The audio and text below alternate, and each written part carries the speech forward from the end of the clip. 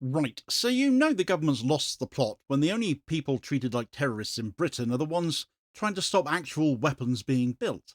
Because while ministers were busy criminalising cardboard signs and dragging Palestine Action supporters off the pavement outside the Ministry of Justice, and with the judicial review of this prescription coming up this week, this news story becomes even more pertinent. Their own intelligence service was off quietly forging a relationship with Hay'at Tahrir al-Sham, HTS, a group who very much were committing acts of terror and had earned their prescription, all of which has now been lifted because they now run the Syrian state, of course.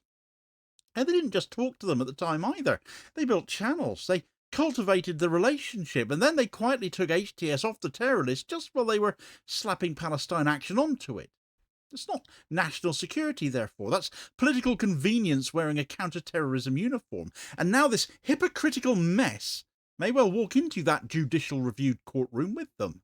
Has any government ever managed to undermine their own case like they have with this one before the hearing has even begun? Right, so if you look at the way the British state has handled Palestine Action over the past year, the arrests, the proscription, the dawn raids, the police turning up outside the Ministry of Justice to drag people off for holding cardboard signs, and of course elsewhere around the country too.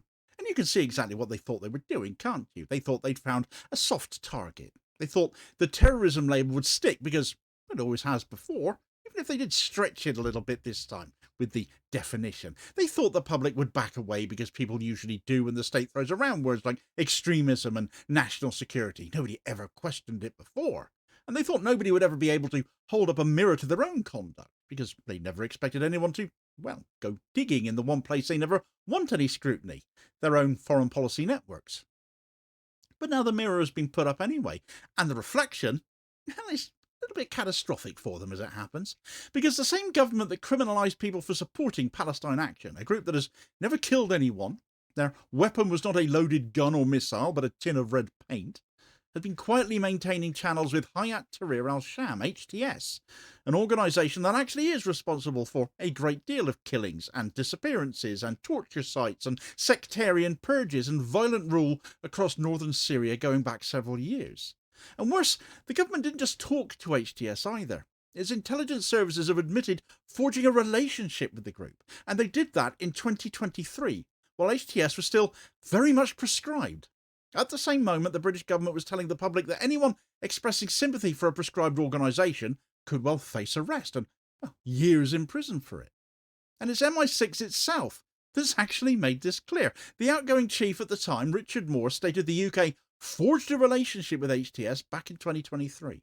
There was no leak, no scandal, no attempt to deny it. They spoke openly because they didn't think it mattered. They assumed nobody would ask questions about why a state that treats protest groups as national threats feels entirely relaxed about cultivating ties with a jihadist organisation. They assumed the public wouldn't connect the dots, and when the mainstream media don't cover it either, well, why would they? You don't ask about stuff you aren't informed about, do you?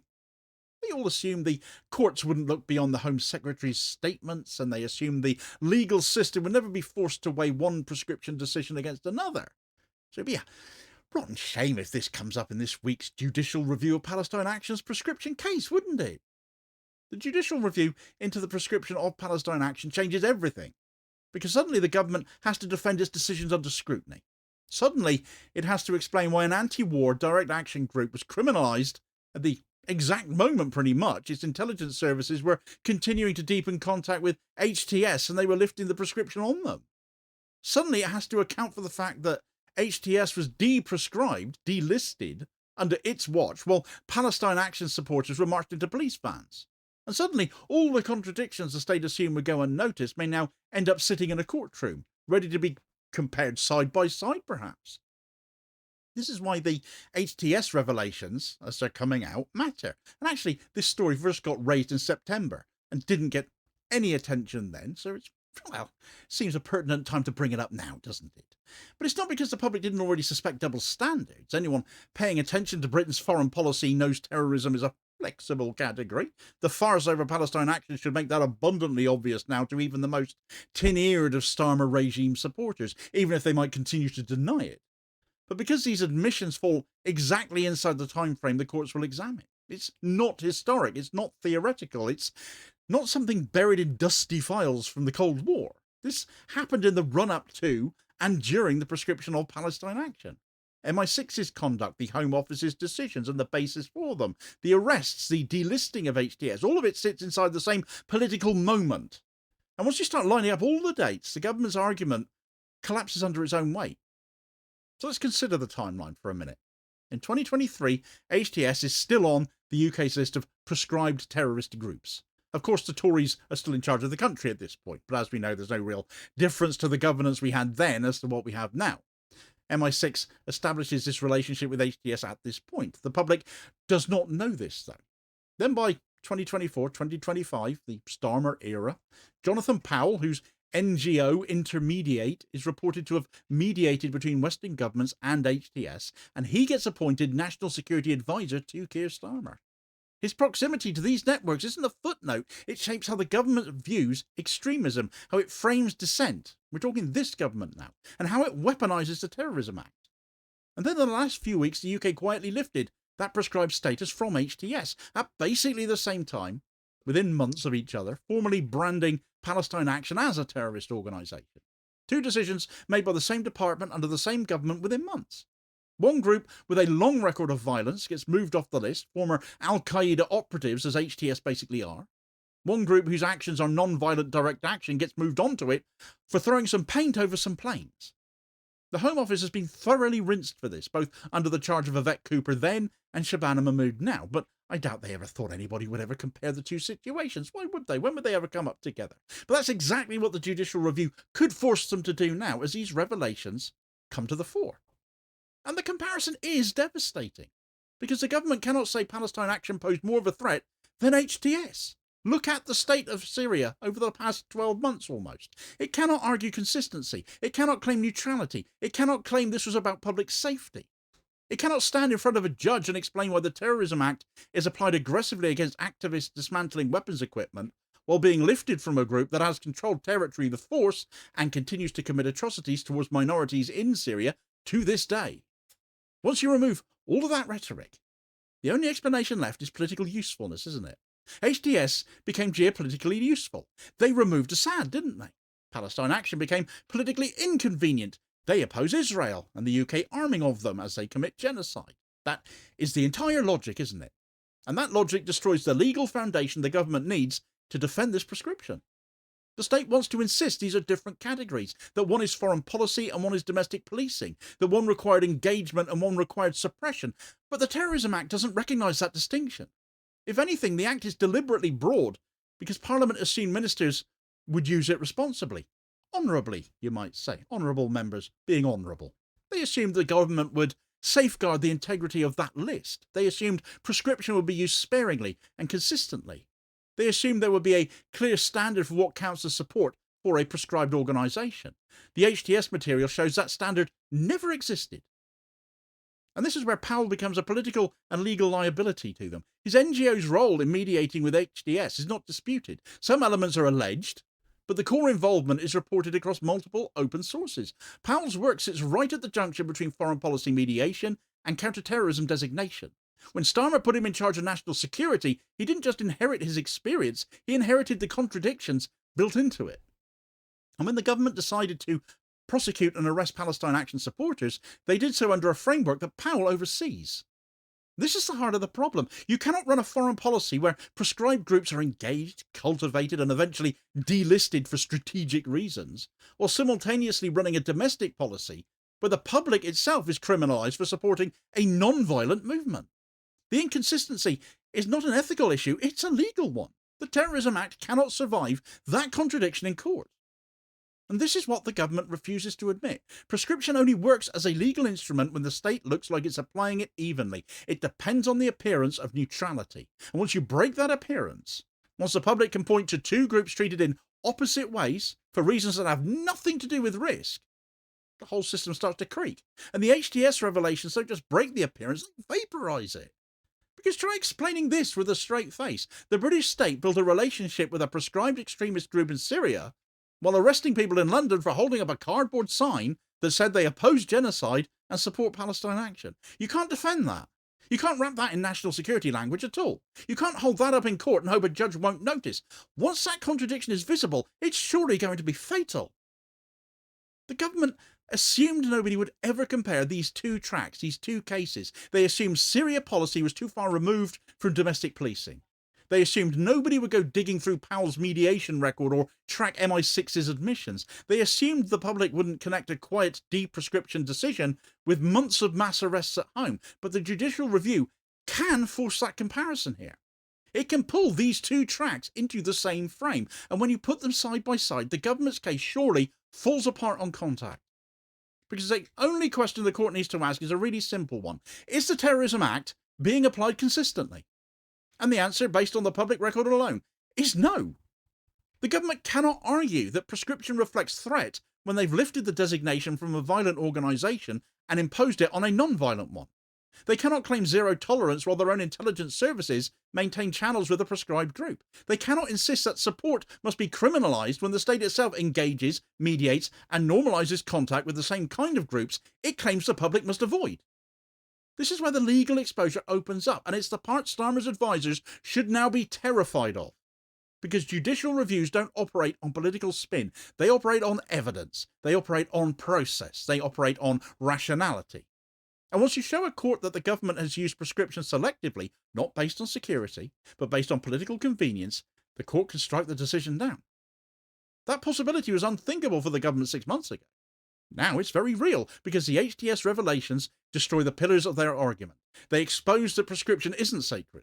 It isn't principle. It isn't even consistent. It's a tool the government bends when it wants to build influence abroad and wields like a hammer when it wants to silence dissent at home. And you can see that bending clearly in the way HTS was removed from the list.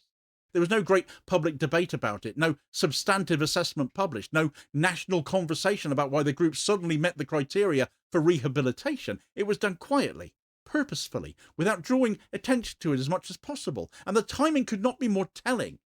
HTS delisted while Palestine Action is listed. A group with a record of violence is freed, while a group whose most destructive acts is dismantling weapons infrastructure is criminalised. Starmer's government wants to argue that they inherited the HTS contacts from the Conservatives. I'm sure that's the direction they would go in. That it wasn't their decision. That they merely continued an approach already embedded in the security services. But their defence is worthless.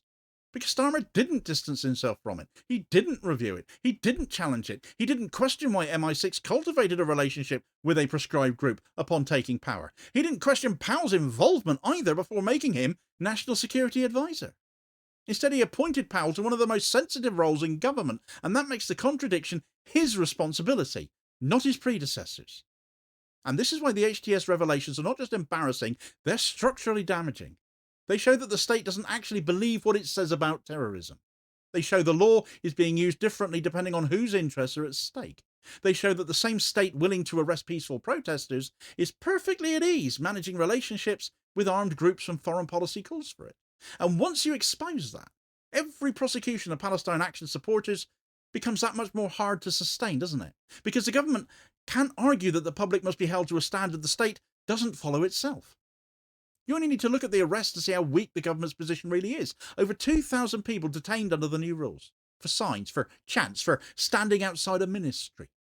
Not for violence, not for plotting, not for carrying weapons, not for threatening life, but for political expression. And all of this is done while HTS's deprescription was being finalised. Nothing exposes the double standard more clearly than that does, surely. It's not about safety, it's about control. It's not about extremism, it's about shutting down the one movement exposing Britain's complicity in Gaza. And here's what the government didn't anticipate. Once the HTS story became public, underreported massively, certainly, but public nonetheless, it didn't matter whether you agreed with Palestine Action or not. The contradiction is so enormous that it's visible regardless of your politics. You can be indifferent to Gaza. You can disagree with direct action. Doesn't matter. The point still stands. The government maintained channels with a proscribed extremist group while criminalising peaceful protest. That contradiction doesn't need a political lens. It stands on its own 2 feet.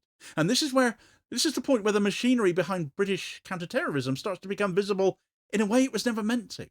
Because the government has spent 2 decades insisting that the Terrorism Act is neutral, it's principled, that it's based on threat and insulated from politics, it's independent of all of that. They've told the public the list is sacrosanct. They have told judges it is evidence-led at all times. They've told Parliament it reflects objective risk.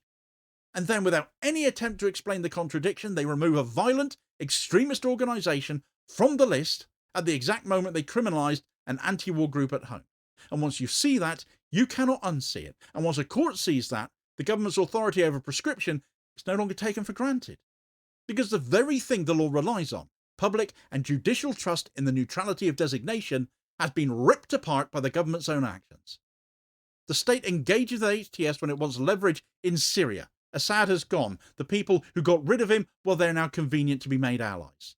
But it criminalises Palestine Action when it wants to protect its alliance with Israel. That's the pattern.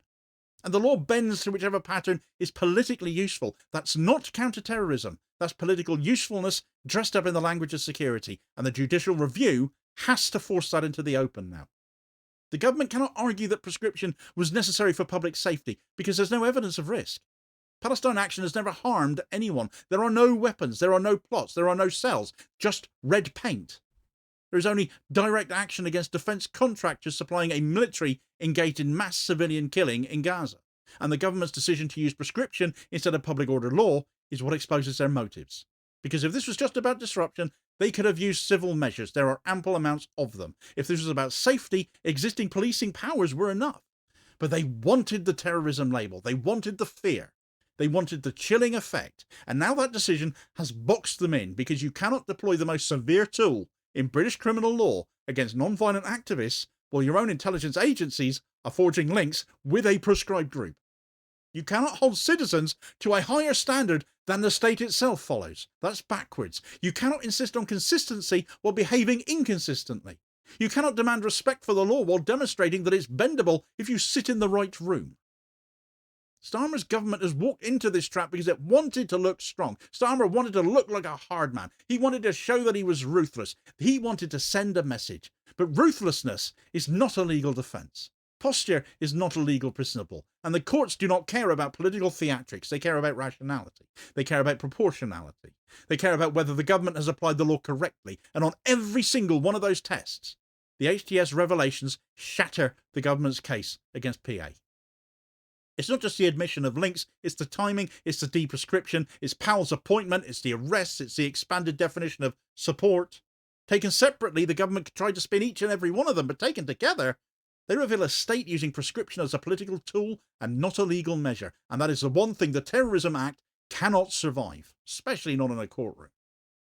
And this raises a deeper question the government probably hoped nobody would ask. How often has this happened before then? How often has the state engaged with prescribed organisations while criminalising public contact with them? How often has prescription been shaped by foreign policy rather than threat? How often have designations been lifted quietly because a group became useful, not because it stopped being dangerous? And if that is how the system works, how many other decisions on the list are now vulnerable to legal challenge? That's the real exposure, not just the judicial review itself. There's a bigger picture here now. The precedent it sets. If the court finds the government acted inconsistently here, it won't just be Palestine Action's prescription at risk, will it? It'll be the credibility of the entire list. It'll be the authority of the Home Office. It'll be the idea that ministers can wield this kind of power without scrutiny.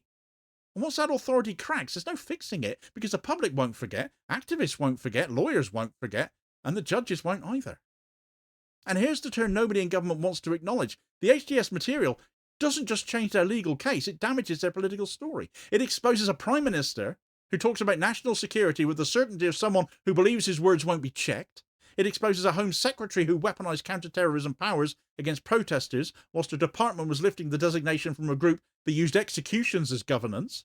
It exposes a political strategy built not on risk but on intimidation. And it exposes a state apparatus that treats dissent as danger and geopolitical manoeuvring as acceptable. This is why the judicial review is now a genuine threat to this Starmer government, not to Palestine Action. Because the courtroom is the one place where the government cannot lean on the press, cannot hide behind ministerial authority, and cannot wave the terrorism label around without explaining it. They will have to justify their decisions. They will have to defend their logic. They will have to show evidence. And they will have to stand under the weight of their own contradictions here. And this is where it lands. Because when the contradictions are this large, the verdict writes itself. The British government wants to stand in court and argue that prescription is a neutral safeguard, that the Terrorism Act is applied consistently, that the decision to criminalise Palestine Action was driven by threat, not politics. But the facts sitting in the record say something else entirely. They say the state built a relationship with a proscribed extremist group while preparing to criminalise a non-violent one at home. They say MI6's own leadership admitted a relationship with HTS in the same period the government was brandishing the terrorism label at activists. They say the Home Office quietly removed HTS from the list while placing Palestine Action on it. They say Jonathan Powell, whose mediation networks touched HTS according to open reporting, now sits at the centre of Downing Street's national security thinking.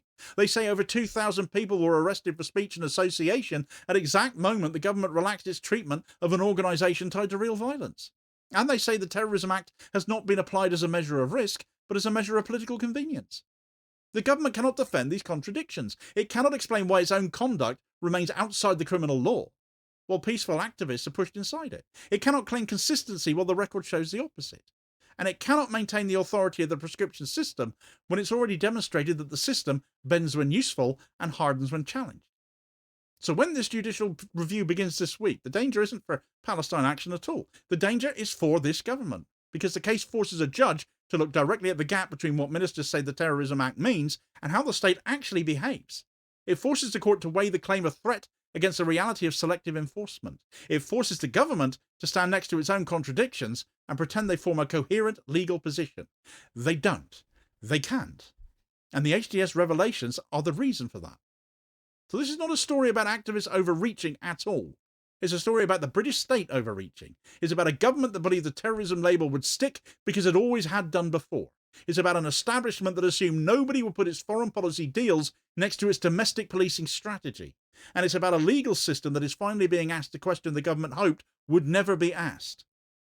How can a state criminalise support for one prescribed organisation while cultivating another? There is no answer that saves them. Not politically, not legally, not morally. And that surely is the ultimate verdict. Criminalising protest seems to be becoming a bigger and bigger habit in this country, and not just for the Starmer regime either, but not necessarily any more successfully. Israeli cheerleader and alleged actress Gal Gadot has tried on similar where it came to her filming in London being protested at too. Though hilariously in her case she tried to use Thatcherite trade union laws to win her case, and it has backfired spectacularly. So get all the details of that story here. Please do also hit like, share and subscribe if you haven't done so already, so as to ensure you don't miss out on all new daily content, as well as spreading the word and helping to support the channel at the same time, which is very much appreciated. Holding power to account for ordinary working class people. I'll hope to catch you on the next one. Cheers, folks.